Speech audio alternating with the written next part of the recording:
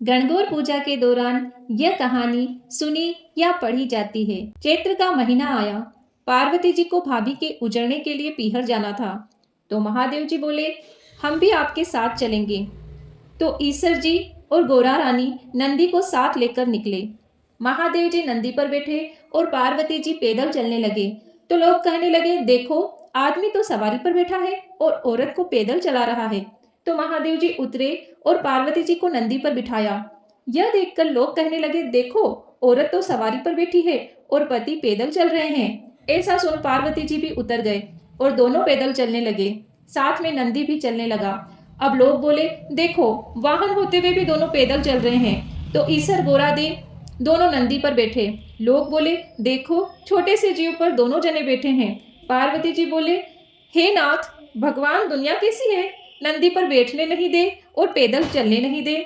ईसर जी बोले, पार्वती जी ये संसार है, यहाँ ऐसा ही होता है।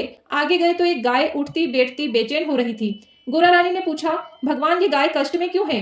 तो ईसर जी ने बोला, इसके बछड़ा होने वाला है। गोरा रानी बोले, बच्चे के लिए इतना कष्ट मुझसे सहन नहीं होगा, मेरे गांठ दे दो। ईसर जी बोले, आगे चलो। आगे गए तो घोड़ी उठ बैठ करती हुई दिखी। गोरा जी बोली, इस घोड़ी को क्या कष्ट है?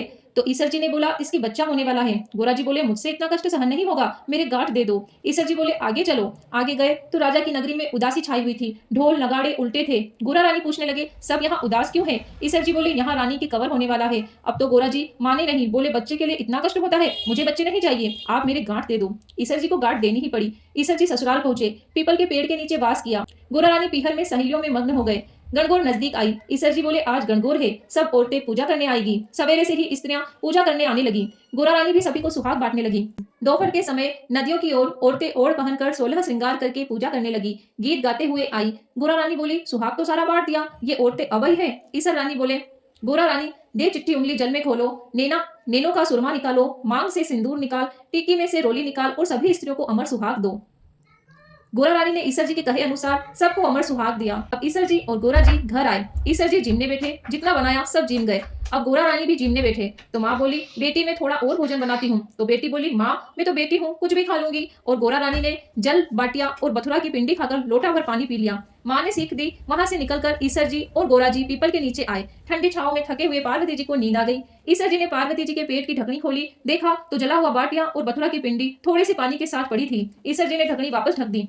पार्वती जी जागे तो ईसर जी ने पूछा, गोरा क्या क्या जिमा है? गोरा रानी बोली, ईसर जी जो आपने जिमा है वही मैंने जिमा है। ईसर जी कहने लगे, पार्वती जी सच बोल दो। गोरा रानी बोली, रसोई में माँ भेद थोड़ी करेगी। ईसर जी बोले, देखो गोरा रानी तुम्हारे पेट में जला बाटिया और बथुरा की पिंडी के अलावा थोड़ा सा पानी है। गोरा रानी बहुत नाराज हुई और बोली, देखो भगवान, आज तो आपने मेरे पेट की ढकनी खोली, ऐसा जगत के साथ मत करना। पीहर की बात ससुराल और ससुराल की बात पीहर में नहीं कहनी चाहिए। पार्वती जी इतना बोले और ईसर गोरा जी वापस कैलाश पर्वत के लिए रवाना हुए।